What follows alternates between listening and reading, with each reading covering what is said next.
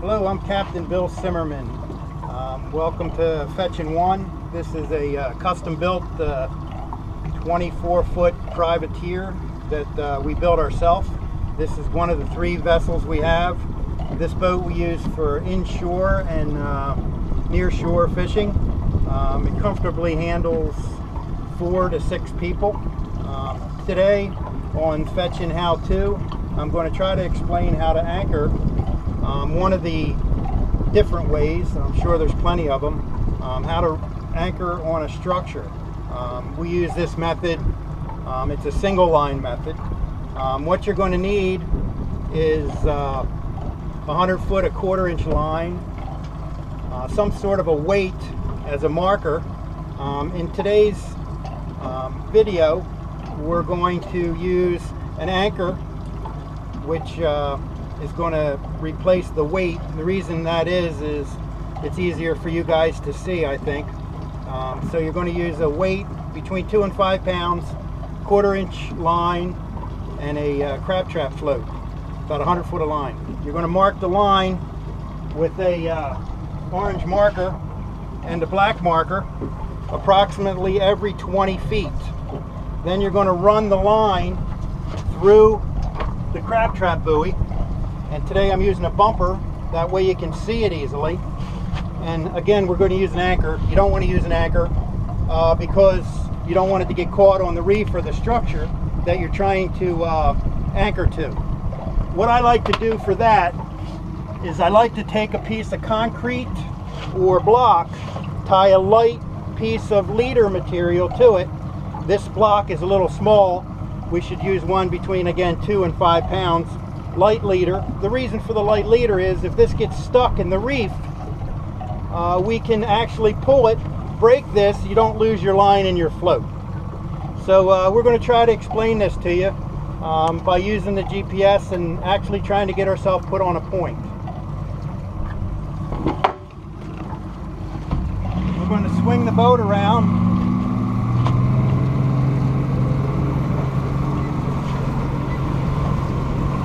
I don't have an exact spot here, any type of structure or anything, but we're going to just call it a point.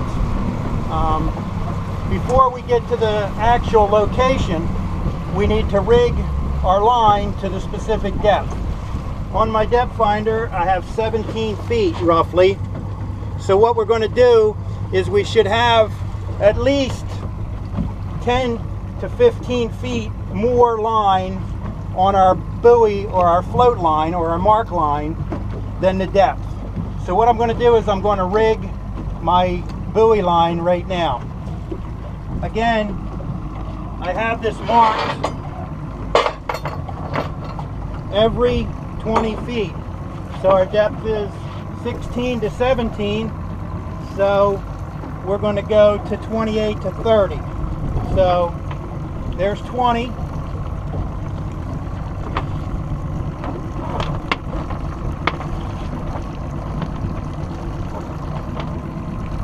And there's 30.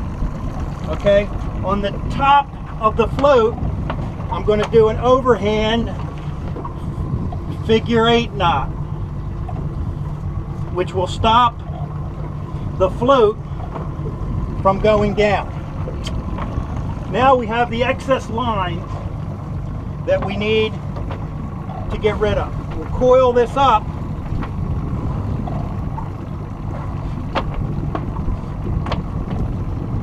Like so.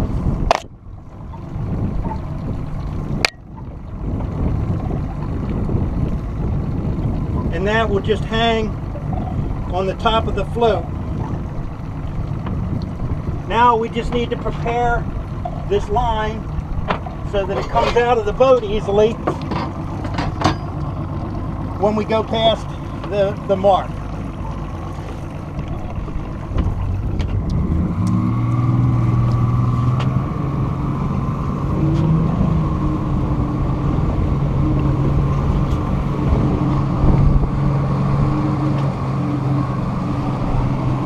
I'm going to call this mark once we get into that 16 to 17 foot of water.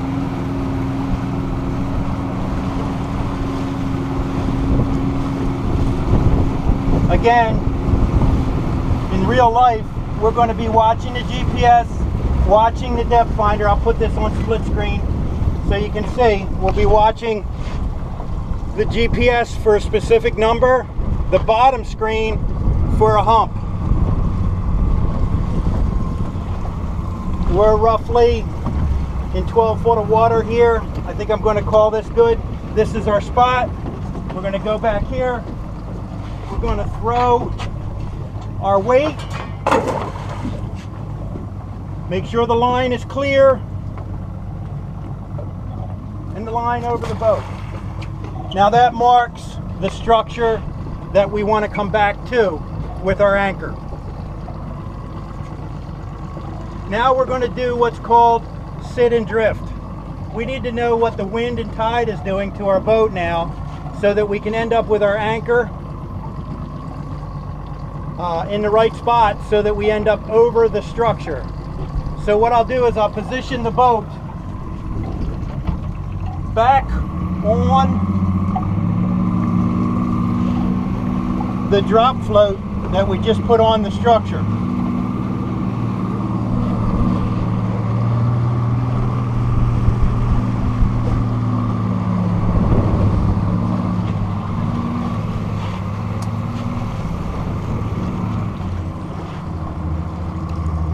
Come around, make sure that you don't get too close where you're going to put the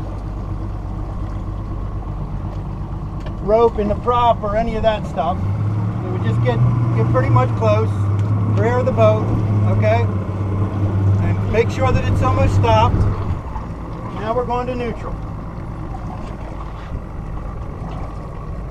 Now we're going to neutral, and we're just going to sit here for approximately a couple minutes and watch our GPS. We're going to zoom way in so we see this is where we dropped right here, and this is our drift. We're going to watch that drift for approximately a minute or two. While we're doing that, I'm just going to show you a few points of this boat that we put together. We have the new 300 E-Tech 2014, the tail end. We have a remote control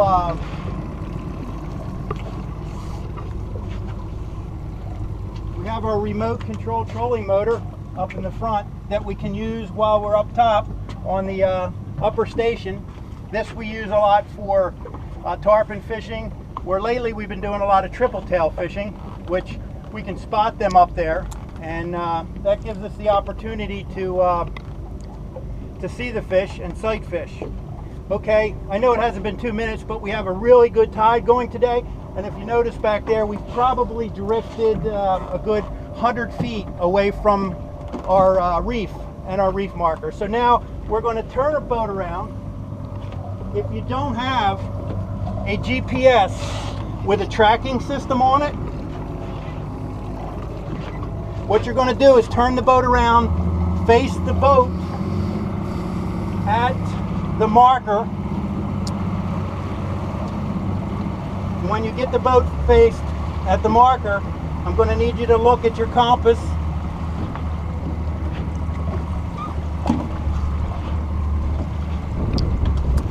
And then you pick out a compass heading to that, back to the marker that you dropped, or you follow your track back. That should give you a pretty accurate set and drift. Now, as we go by this float, I had roughly 17 feet of water. I want to go 3 to 4 times past that of what the depth I had. So if we had that 17 and 17 is 36, so roughly 70, 80 feet, maybe 100. This stuff doesn't have to be perfect past the marker. And that's where we're going to deploy or put out our primary anchor for the boat.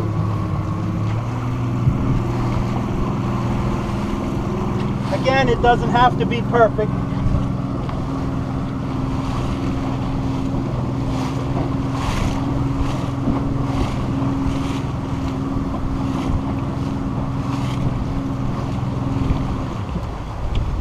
going to stop the boat here. I'm pretty close. I'm going to go to the bow and deploy the anchor.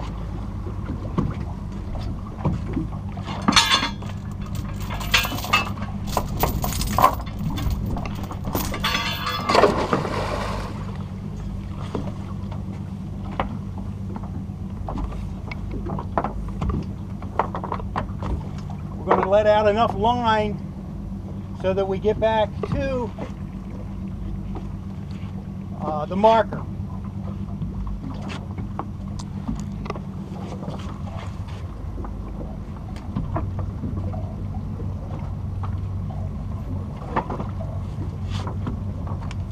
This should get us pretty close to that specific spot on the reef.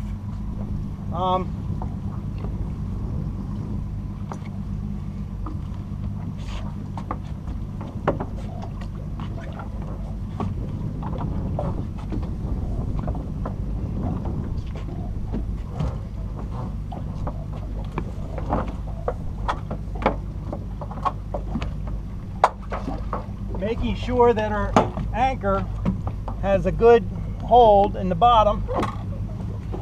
We're coming back on our buoy, which marks the reef.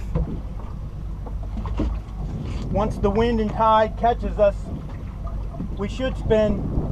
You can see how we're spinning right around to get to the location of the reef. Okay.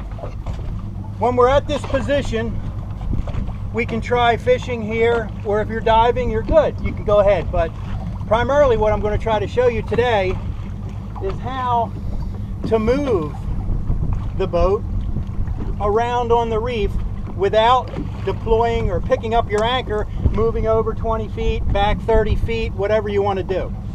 What we're going to do is we're going to add this line with a clip to the anchor line. You don't have to use this clip. You can use a ring, a shackle, anything you want.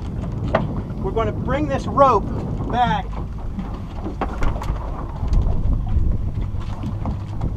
to the stern cleat.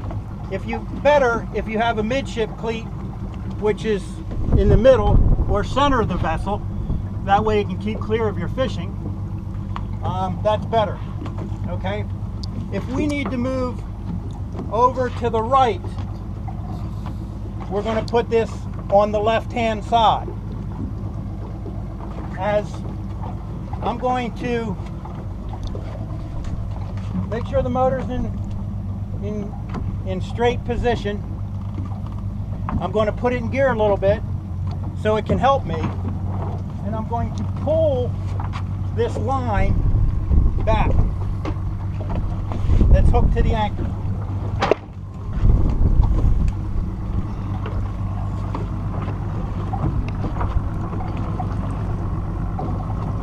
I'm going to put it neutral, go up and check to see how many feet I have. Okay, let's say I have 10 feet. I'm going to tie this line to the midship or stern cleat. Let the boat just set. In a second, once the tide catches the boat,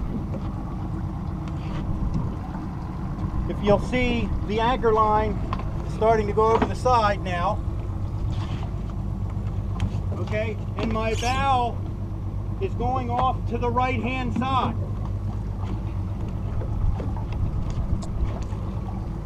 Now, what I'm doing is I'm steering the boat into the tide away to the right hand side of the reef.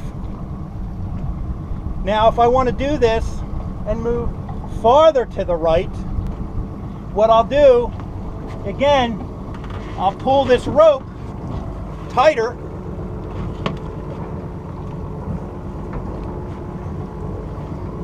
slide, click, farther down.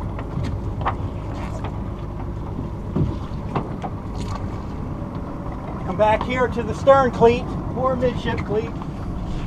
Tie this line tighter.